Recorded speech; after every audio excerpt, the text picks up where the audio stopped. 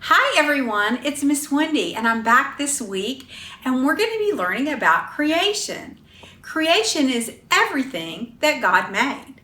Everywhere you look, you can see God's amazing creation. Did you know that the Bible tells us God created the whole earth? God created the sky and God created the oceans. God created the plants and flowers. And God created the sun in the sky. God created the moon and the stars. He created the fish of the sea and the birds that fly in the air. And God created you and God created me. Wow, there's no limit to God's creativity. Now let's watch our Bible story and learn more about all God has created. And I'll see you back at the end.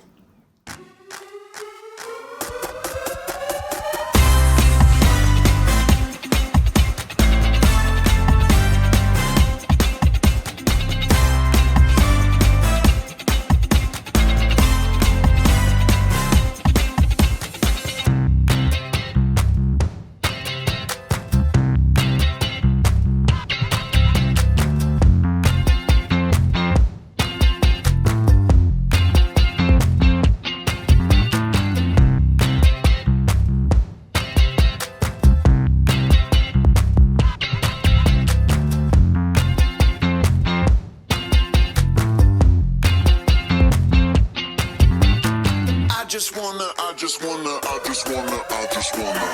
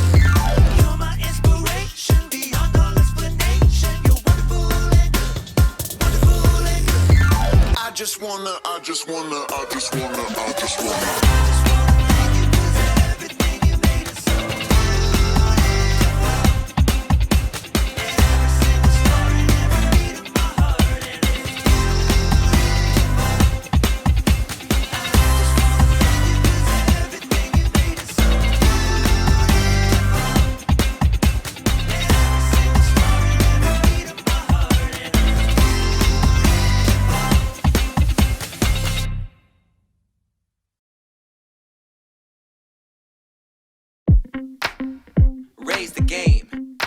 Come on, raise the game. Are you ready? He gives us everything we could ever need to love the world around us, to be a light in darkness. He's with us every breath, he's with us every step, so we can leave fear in the dust behind us. If you wanna raise the game, he will give you strength to reach another level in Jesus' name. If you wanna raise the game, he will give you strength to reach another level in Jesus' name. We are moving up, we are making it loud. We're making it loud, we're not afraid. We are moving up, we are making it loud. We're making it loud. Let's raise the game. We're not afraid to raise the game. We're not afraid to power up and we're not afraid to raise the game. We're not afraid to power up and he gives us everything we could ever need to love the the world around us to be a light in darkness. He's with us every breath, He's with us every step, so we can leave fear in the dust behind us. If you wanna raise the game, He will give you strength to reach another level in Jesus' name. If you wanna raise the game, He will give you strength to reach another level in Jesus' name. We are moving up, moving up. We are making it loud. We're making it loud. We're not afraid. We are moving up, moving up. We are making it loud. We're making it loud. Let's raise the game. We're not afraid to raise the game. We're not afraid to power up and go. We're not afraid to raise the game. We're not afraid to power up and go. So get your hands up. We're gonna power up. Lay your worries down. He is with us now. Get your hands up. It's time to power up. We want the whole wide world to see. We are moving up, moving up. We are making it loud. We're making it loud. We're not afraid. We are moving up, moving up. We are making it loud. We're making it loud. Let's raise the game. We're not afraid to raise the game. We're not afraid to power up. We're not afraid to raise the game. We're not afraid to power up. We're not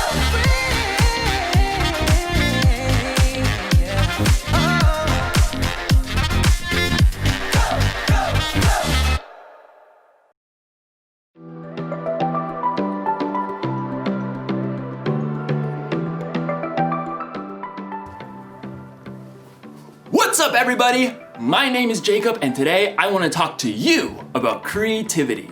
Because there's so many different ways to be creative, right? You could be like a creative actor. Alas, poor Yorick.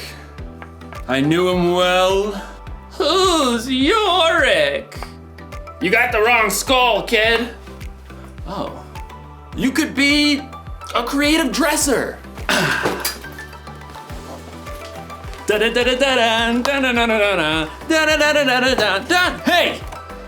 You could be like a creative, I don't know, scientist? But most of the time when you hear the word creativity, you think of something like this. A work of art. Or maybe you think of something like this. Wonder what's got him so anxious. Oh! Oh! Ugh, ewy. In today's story, you're going to hear about the very best creation of all time. Actually, it's the very first creation of all time. It's where creativity was born.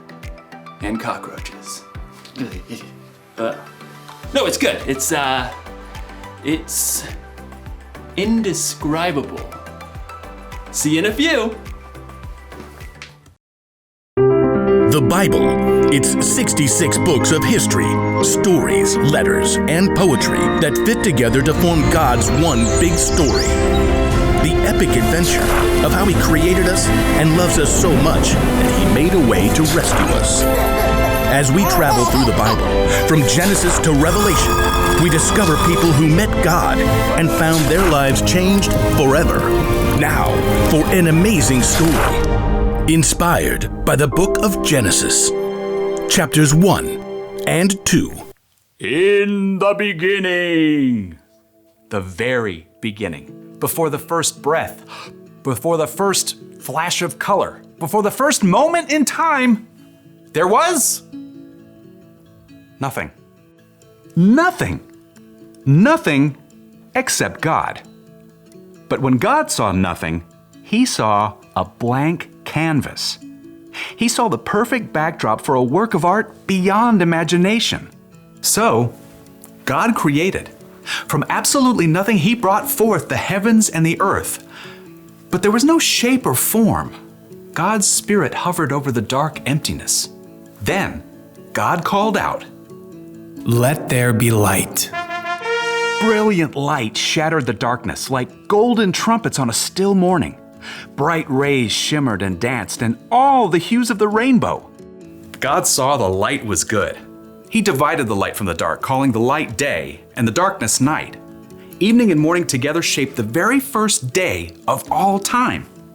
Then God said, "Let there be a huge space between the waters. Let it separate water from water." By His words alone, God shifted the waters, leaving a vast arching space above, the sky. Evening and morning rolled past, the second day. God lifted His voice again. "Let the water under the sky be gathered into one place. Let ground appear." Dry land shrugged its way out of the water. Islands and vast continents and gritty deserts and towering mountains. God called the dry ground land, and He called all the gathered waters seas. But God had even bigger plans for this day. "Let the land produce plants, and let there be trees on the land." In moments, tall grasses unfurled across the plains, and giant redwoods shot up from the dirt. Flowers and grapevines and carrots and corn sprouted and flourished. God saw that all of it was good. That evening and morning closed out the third day. "Let there be lights in the huge space of the sky. Let them separate the day from the night." At the sound of God's voice, the blazing sun exploded into being. The silvery moon spun out. Stars and galaxies flooded into space, filling the universe. Pew, pew, pew. God set the sun to rule the day, and the moon to rule the night. And God saw it was good. That evening and morning made up the fourth day. But God wasn't done painting His masterpiece just yet. "Let the seas be filled with living things. Let birds fly above the earth and across the huge space of the sky." Instantly, the seas and rivers and ponds writhed with dolphins and octopi, salmon and minnows. Eagles soared and bluebirds nested, while ostriches stretched their long necks. God saw they were good. That evening and morning formed the fifth day. But God kept working on His creation. "Let there be livestock and creatures that move along the ground and wild animals." At once, animals of every kind appeared. Elephants thundered through the forests, and squirrels darted up tree trunks. Monkeys chattered, and pigs rolled happily in the mud. God saw it was all good. But He had one more creation in mind.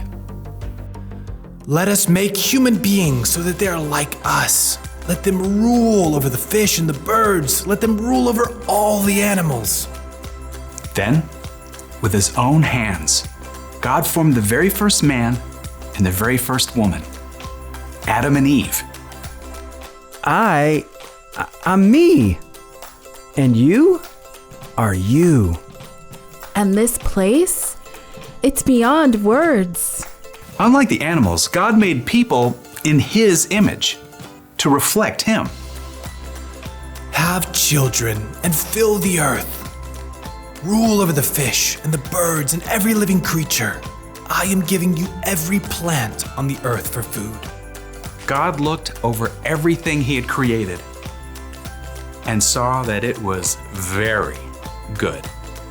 That evening and morning were the sixth day. And on the seventh day, God rested. His work was finished. His glorious creation was complete. But because God had formed people in His image, they too could reflect His imagination and creativity. The possibilities ahead of them were endless.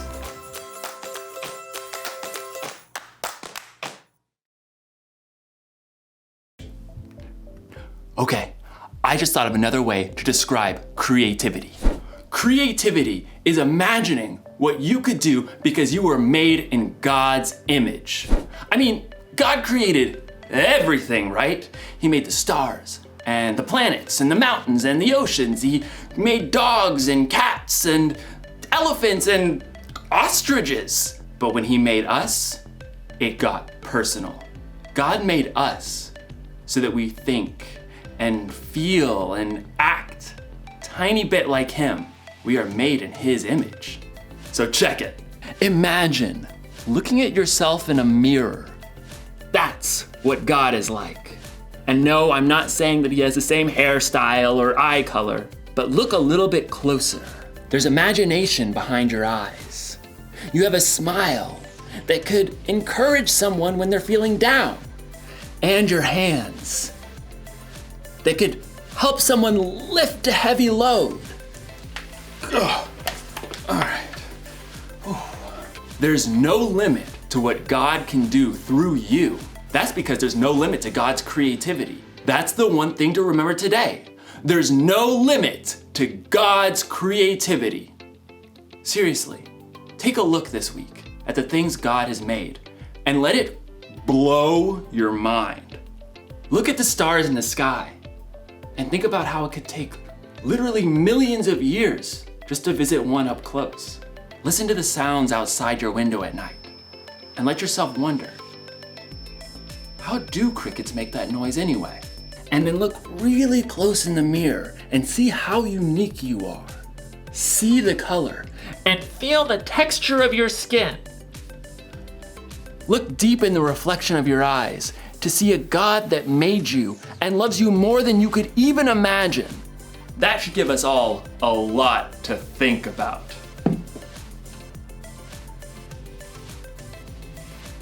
No wonder this guy's a statue. He's thinking about God's creativity. Dude.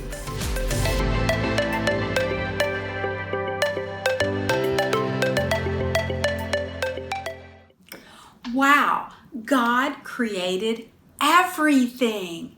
He created the oceans and the sun and the moon and the stars and the animals and us.